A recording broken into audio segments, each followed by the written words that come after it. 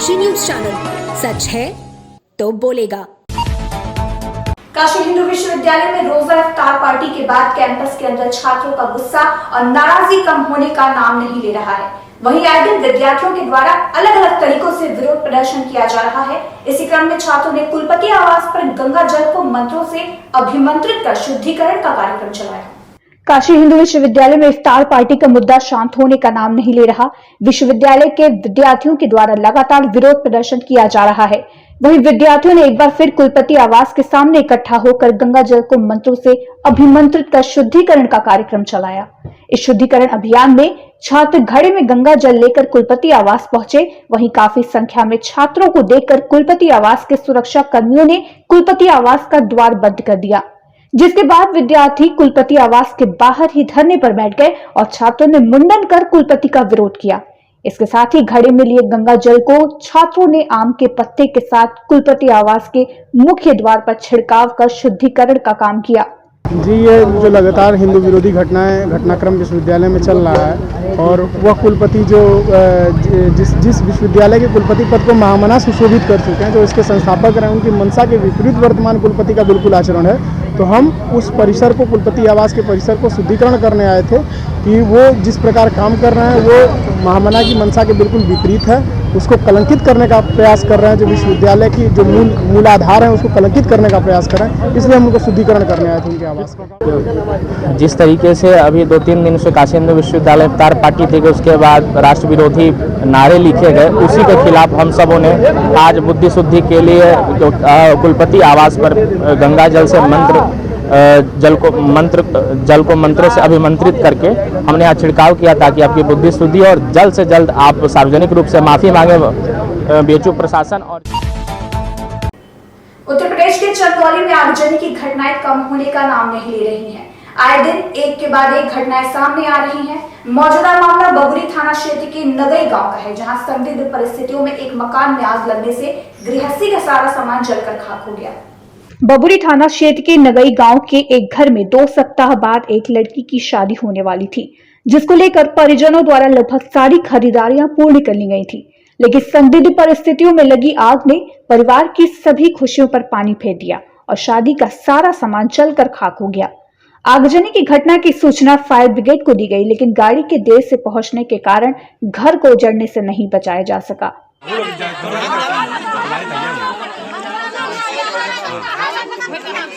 आज आपके गांव में आग लग गया है, कैसे लग गया है? पता नहीं सर, घर में शादी थी, सब लोग दौड़ धूप रहे थे, सामान जुटाने के लिए बाजार थे, यहाँ पर आग लग गई, हमको पता नहीं। क्या शादी थी? शादी तो जो कि यही मई में जो 10-12 के है। अच्छा। 12 तारीख के। तो फायर ब्रिगेड को फोन किए?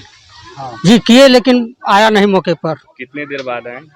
आगे यहाँ बुझा गई तब आया। कोपागंज मऊ थाना क्षेत्र के लालनपुर गांव के रेलवे क्रॉसिंग को बंद करने को लेकर आसपास के ग्रामीण आक्रोशित हो उठे और घटनास्थल पर पहुंचकर काम बंद करवा दिया। सूचना पाकर मौके पर पहुंचे थानाध्यक्ष ने लोगों को काफी समझाया बुझाया, लेकिन ग्रामीणों का आक्रोश और भी बढ़ता गया। मौके पर पहुंचे सदर एसडीएम और सीओ ने अगले आदेश तक रेलवे क्रॉसिंग खोले जाने का निर्णय लेते हुए लोगों को किसी तरह समझा बुझाकर वहां से हटवाया। दोहरी घाट इंदारा बड़ी रेल लाइन बनाए जाने के बाद अधिकांश रेलवे क्रॉसिंग को बंद किए जाने के दौरान रेलवे विभाग और जीआरपी पुलिस द्वारा लालनपुर के रेलवे क्रॉसिंग को बंद कराया जा रहा था, जिसके बाद आसपास के ग्रामीण वहां इकट्ठा हो गए और रेलवे क्रॉसिंग बंद करने को लेकर विरोध करने लगे। सूचना पाकर भाजपा नेता अखिलेश तिवारी घटनास्थल पर पहुंच गए और ग्रामीणों के पक्ष में समर्थन करते हुए जनहित में रेलवे क्रॉसिंग खोले जाने की मांग की। इसके बाद वहां थानाध्यक्ष जीआरपी पुलिस भी पहुंचे।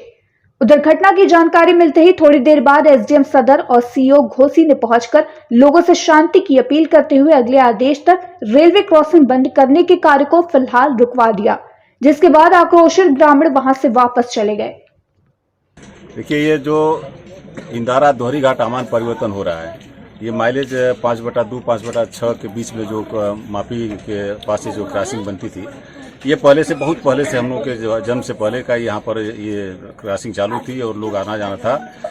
रेलवे विभाग जो है बिना किसी की पब्लिश किए, बिना किसी पब्लिक की जानकारी लिए और यहाँ की समस्याओं को जाने बिना उसने यहाँ पर फाटक बंद करने का निर्णय ले लिया। उनके नक्शे में है, ये सही है, लेकिन यहाँ की जनता कुछ मालूम नहीं था, क्योंकि सबको ये था, उनके ठेकेदार भी काम करते थे, ये मालूम था कि ये रास्ता ये चालू रखा जाएगा, यहाँ पर अंडरपास या फाटक दिया जाएगा। जब ये जानकारी 8-10 दिन पहले हुई हमको, तो हमने दिल्ली जाकर के भारत सरकार के मंत्री को इस समस्या से अवगत कराया।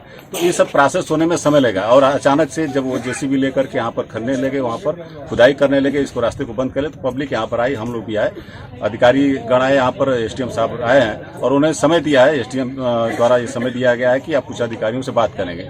हम लोग बात करेंगे, जनहित का मामला है, कोई हमारा निजी मामला नहीं है, और जनहित को देखते हुए इन सब समस्याओं पर हम लोग डीएम साहब से बात करेंगे।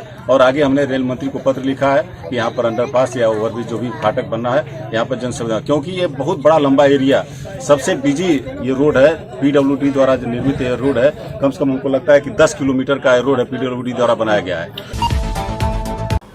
लापरवाही और निरंतर बिना कारण बताए गायब रहने वाले 2 चिकित्सकों पर सीएम योगी ने कार्रवाई की है। मुख्यमंत्री योगी आदित्यनाथ ने जौनपुर जिला अस्पताल के 2 डॉक्टरों को निलंबित कर दिया है।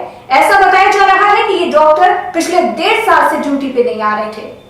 जौनपुर में मुख्यमंत्री योगी आदित्यनाथ ने बड़ी कार्यवाही करते हुए जिला अस्पताल के 2 डॉक्टरों को निलंबित कर दिया है। मुख्यमंत्री के इस तरह की कार्यवाही से जिला अस्पताल में हड़कंप मच गया है।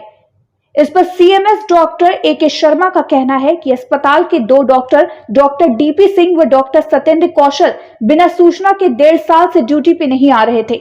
कई बार पत्र लिखा गया, इसके बाद भी दोनों डॉक्टरों के ड्यूटी पे नहीं आने के चलते और काम में लापरवाही को देखते हुए सीएम योगी आदित्यनाथ ने दोनों डॉक्टरों को निलंबित कर दिया है। दूसरे डॉक्टर साहब थे डॉक्टर धर्मेंद्र प्रताप सिंह, ये यहाँ आकस्मिक चिकित्सा अधिकारी के पद पर तैनात थे। ये 15 फरवरी 2014 से थे, लेकिन 8 मई 2020 से डॉक्टर धर्मेंद्र प्रताप सिंह जो है बिना सूचना के कार्य से अनुपस्थित चल रहे थे।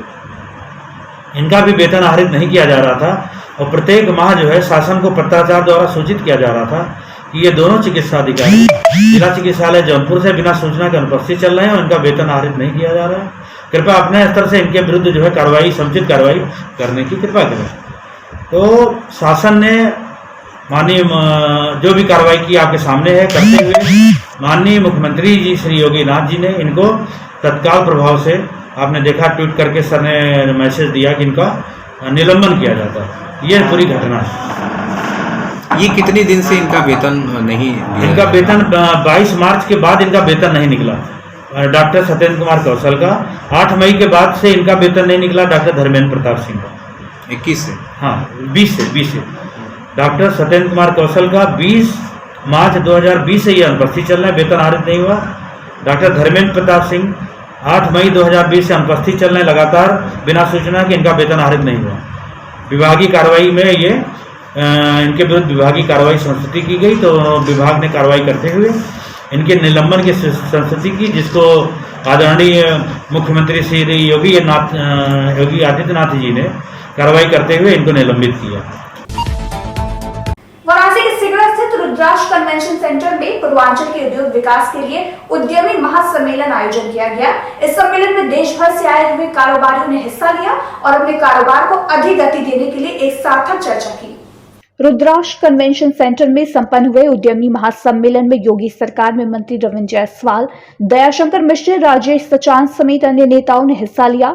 इस दौरान पूर्वांचल के व्यापार को नई गति और ऊर्जा प्रदान करने के लिए एक व्यापक चर्चा हुई, जिसमें बताया गया कि वाराणसी के रामनगर, करखियाव समेत अन्य जगहों पर औद्योगिक इकाइयां हैं। साथ ही उद्योग की अपार संभावनाओं पर निरंतर कार्य किया जा रहा है। बता दें कि इस उद्यमी महासम्मेलन में पूर्वांचल के करीब 600 उद्यमी सम्मिलित हुए। बस ये पूर्वांचल का एक बहुत बड़ा केंद्र है काशी। यहाँ उद्योगों की भरमार है, चाहे वो रामनगर हो, चाहे वो करखियाव हो, जहाँ अमूल जैसे बड़े प्लांट हैं, पार्ले के प्लांट हैं, तमाम सीमेंट की इंडस्ट्रीज़ हैं। तो ऐसे में आज उद्योग बंधुओं का यहाँ जो सम्मेलन है, निश्चित ही काशी में उद्योगों को बढ़ावा देने के लिए आज तमाम मंत्रीगण भी उसमें शामिल हैं। तो आज यहाँ पूर्वांचल के ही नहीं बल्कि कई हिंदुस्तान के जो प्रमुख उद्योगपति यहाँ शामिल हैं, उन सब के साथ आज हम सब लोग मिलकर बैठ के बात कर रहे हैं। और दिल्ली जैसे बड़े शहरों में देखने को मिलता है, वाराणसी में ये सम्मेलन हो रहा है, पूर्वांचल के लिए कितना बेनिफिट, कितना फायदा होगा? पूर्वांचल की आत्मा काशी में बसती है और यहाँ से एक बहुत बड़ा संदेश जाएगा। आज इस पूरे समूचे क्षेत्र के उद्योगपति बंधु यहाँ एकत्र हैं, उनकी जो परेशानियां हैं उनको दूर करने का प्रयास होगा। उनको इंफ्रास्ट्रक्चर में जो कमियां हैं उसके लिए भी हर संभव प्रयास ये सरकार कर रही है। योगी आदित्यनाथ जी का बहुत फोकस है इस उद्योग के तरफ, तो निश्चित ही आज के इस सम्मेलन के बाद काशी की नगरी से एक नया संदेश चारों तरफ जाएगा।